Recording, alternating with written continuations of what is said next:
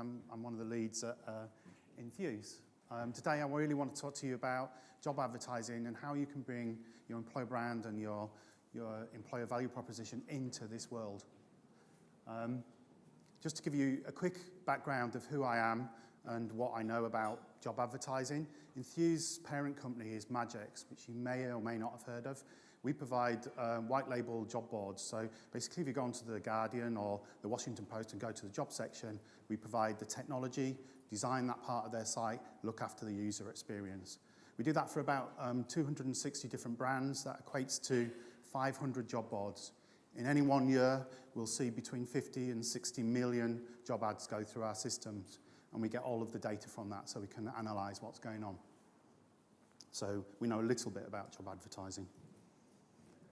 Today, I really want to start with this question. What is a performant job ad? So in the world of job advertising, obviously, we look at things like the number of views and the number of applications. The most important metric is usually a ratio between views to applications to work out whether an ad has worked well, whether you get an extra number of applications related to your job ad. Obviously, in the wider HR world, we look at other things like time to fill, cost of hire, and all of those other measures, which I'm sure you're all familiar with. But I think there's a much wider way that we can look at job ads, and that's what I really want to look at today. So this is a LinkedIn stat. Basically, 75% of people won't apply for a job unless they've researched the company's brand. It's not just about selling a role, it's actually about selling the company as well. The two things actually come together. We do our own research, as well as all the data stuff that we have. We do lots of sort of interviews and diary studies and stuff. One of the research things that we do every year is a survey of a few thousand job seekers in Europe, the UK, and North America. We do this to ask questions that we don't get out of our data or questions that will add to our data. And one of the things we ask them is, what do you get out of job boards? And quite interestingly, these two things came up this year. 40% of people, job seekers who go to job boards, use it to research the types of jobs on there. This is basically, they're looking at and saying, okay, if I'm a designer, what is the career path? What are the related jobs? So is senior designer the next step up for me, or is creative director? Or is it a sideways move to being a digital product designer or a UX designer? They want to understand and map out the whole sort of career path, and they actually use job boards and the titles and the jobs that are available to do that. And job boards is one of the key areas that they do that type of mapping at the beginning of their research work. And then this one at the bottom, this stat at the bottom, is also really interesting in relation to what we're talking about today. They go onto job boards and basically look for employers and look and see who's got the strongest brand, who's the dominant employer in any one given area or any one sector, what type of jobs are they advertising.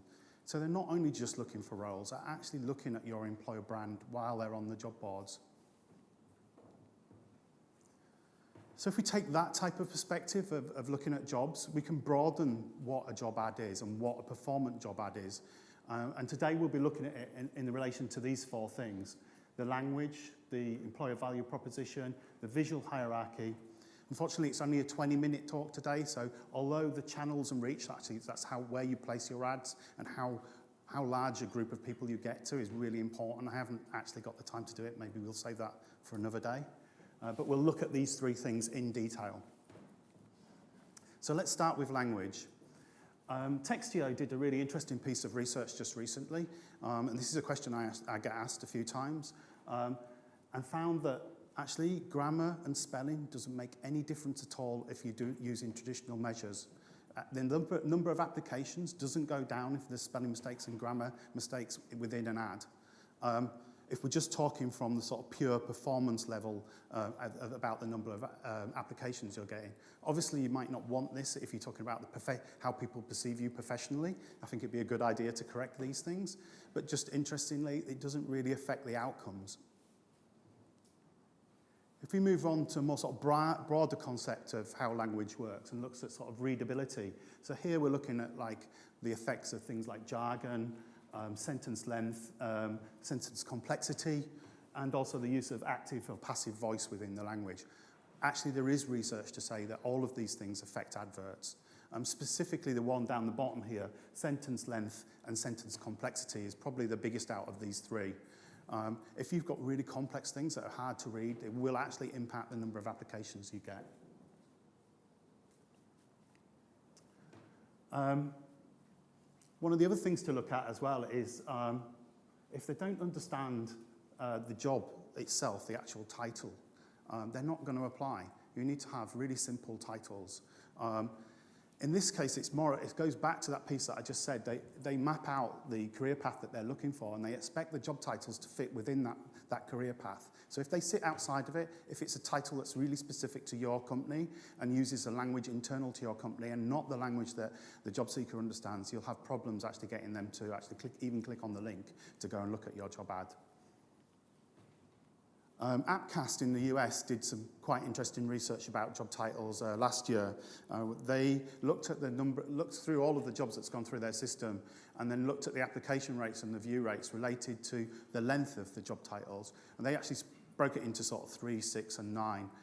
Anything in the 1 to 3 word range worked really well and had a substantial uplift, 36%, compared to longer job titles. So one of the recommendations I would say is keep your job titles quite short. There's also another effect which comes from what they call symbols, which is you quite often see at the end of a job title a bracketed area, like with, I don't know, Brighton UK or dash part-time. Anything where you add additional information that's actually already been served within the job ad usually also brings down the number of people who will actually click on that link. Just a couple of sort of small pieces for you to take away. Through the rest of the presentation, it's really difficult to actually talk about job ads and give you good examples without actually picking some solid real-world things. So that's what we've done. We've done a piece of work with BDJ Jobs, which is the British Dental Association's job board, and Bupa Dental Care. So I'm going to show you some examples from that piece of work because it helps to have something from the real world. So we've talked about some bad examples of text and language use within job adverts, and this is a good example. This is from Bupa's dental care job adverts. I took this paragraph out here. If you read it, I know it might be a little bit difficult at the back there, but it has very short, concise sentence structures. The language is active. It uses you and your quite a lot in their language, and it's got a couple of really nice pieces that pull out their EVP. And last but not least, obviously there's been a lot of talk about diversity and inclusion over the last 2 or 3 years, and specifically looking at how we use language.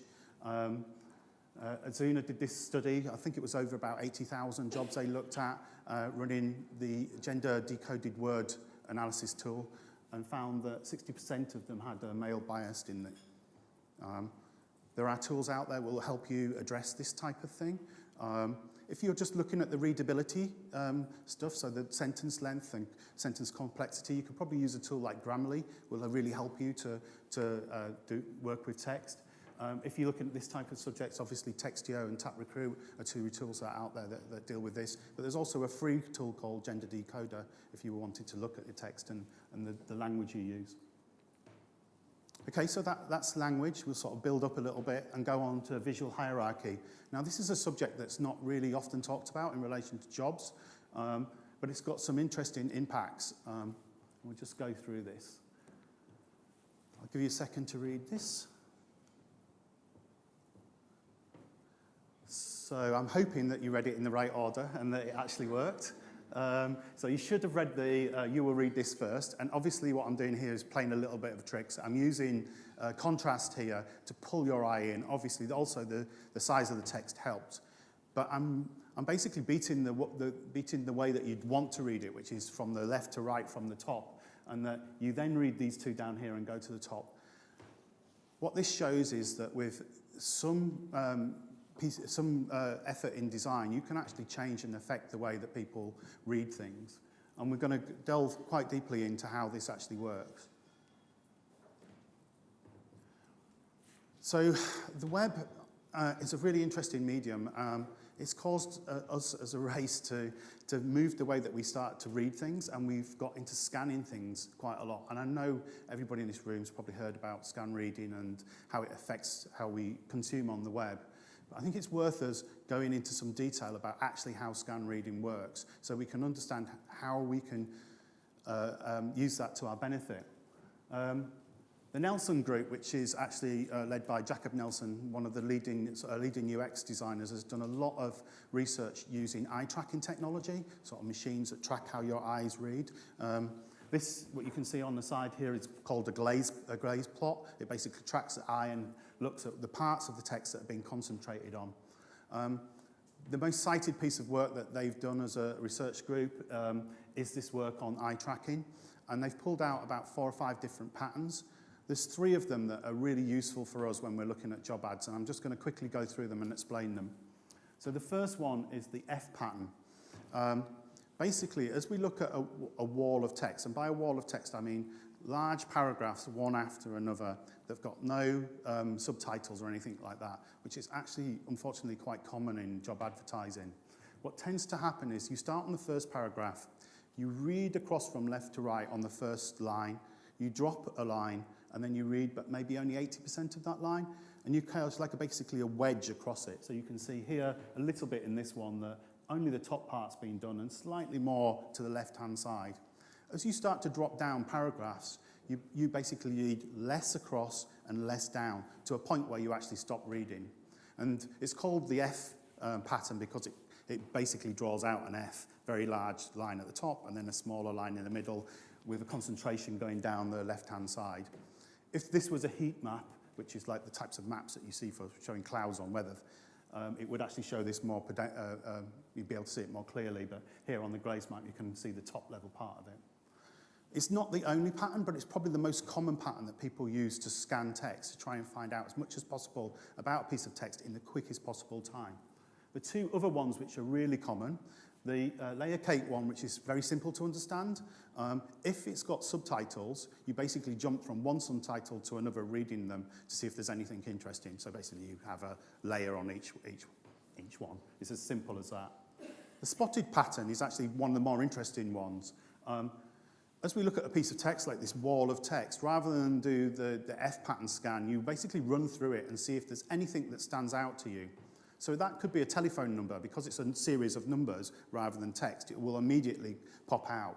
Or, I don't know, a salary because it's done as a currency, or something that's bolded or italicized. Basically anything that's not like the rest of the text, and you jump from one to the other and then read a few words round each. And that's called the spotted pattern. Quite a few people use that when they're reading. Out of these patterns, the F one is considered to be really bad. Bad for the reader and bad for us, because often they don't get a great deal out of the text, whereas the other 2 patterns provide a lot more understanding of what's going on within the text. And I'm going to show you now how this relates to job advertising. So this is the text from one of Bloopers' ads, and they've used quite a lot of the techniques in here that will really help stop F pattern reading. The first one is highlighting. So they've pulled out in bold really important pieces there, so like Associated Dentist, Well Established, and Peterborough. What they're actually doing is forcing people over to that spot method of scanning and getting them to actually move across the page and view more of the text than they would do if they were just doing the F pattern. Subheadings obviously pull people into that layer cake way of scanning and away from F again. Bullets also have the same attributes. They pull people away from the sort of more generalist scanning, and we'll talk about bullets in a minute. And white space really also helps. So if you break up paragraphs and put more white space in, it will actually help because it looks less dense and it encourages people to go further down the page. There are 2 other elements that really help people understand job advertising.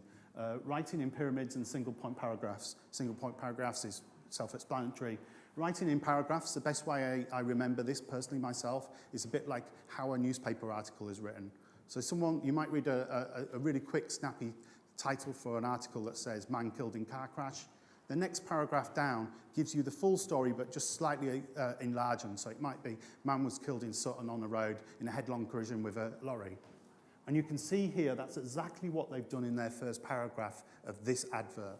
They've extended the title from Associated Dentist to give you that next tier, but it is the full story, but just in a compacted version.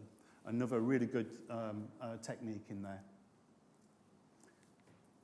So, bullets. if we're going to talk about bullets, I need to take you a little bit into the psychology of perception. Don't worry, it's not as scary as you think. So let's start by saying human beings love patterns. We love patterns. We look in the world for them all over the place, and anywhere we find them, it gives us a sense of order, and also gives us a sense that we understand what's going on. So we're constantly looking for patterns. Now this law here, this Gilstaff law of grouping, has a specific law called proximity. So hopefully looking at this slide here, you see one large group of dots on the left-hand side and another set over here, which is a large group but split into two parts. You're perceiving them as groups because they're all equally spaced and they're all equally sized. And because of that, you think there's a degree of similarity in them, so they have some commonality. That must be a group. It makes sense as a group. Space and the distance between them, the size of them and the distance between them, is the important factor. I can start to change other elements like the colour. So you can see one of the lines there is in a different colour. That's slightly ignored. You understand it, but you still perceive it as a group, the strongest thing you perceive as a group. And on this side, you can see I've used a triangle. Doesn't matter. It's still the same size and the spacing's the same, so you perceive it as a group. The fact that I've differed the sizing just by a small amount between these two lines here makes you think, oh, now there's two groups. So spacing and the difference, the size is the most important thing. So if we bring together some of the work from Nielsen's eye tracking and some of the understanding of perception and the psychology of perception, we can start to understand why bullets within, or bulleted lists within job adverts are so good and actually pass over so much information. In this ad here, they've done a really clever thing. They've broken down the bullets into two different lists. The reason why that's clever is because the first list actually is the best way that you can use bullets. Single lines, concise, limited to one line. It doesn't wrap in any way, and a limited number of items within the list. Nielsen's eye tracking research says that if you do this and you keep lists like this, you'll get 70% of that text will be read, which is really high compared to other parts of text, maybe say like in a narrative inside of a paragraph. Unfortunately, as you move to the second list here, you can see that the lines start to wrap. The spacing between the bullets becomes uneven, so going back to the pattern rule, this then forces people back into F-scanning.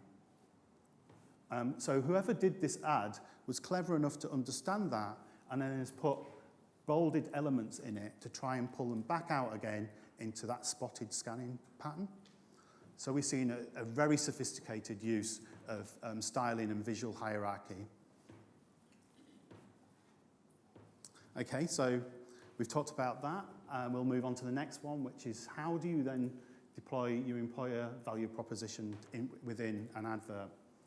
At this point, I'm going to start to show you some of the work that we've been doing with adverts, where we've actually tried to blend the types of text that you've seen with some more rich elements, and we'll step through that. But if we're going to talk about job adverts rather than just more generally about employer brand, I think we have to sort of accept that it's a mixture of two things. We're often talking about the benefits package, which is an extension of the proposition that you're putting forward.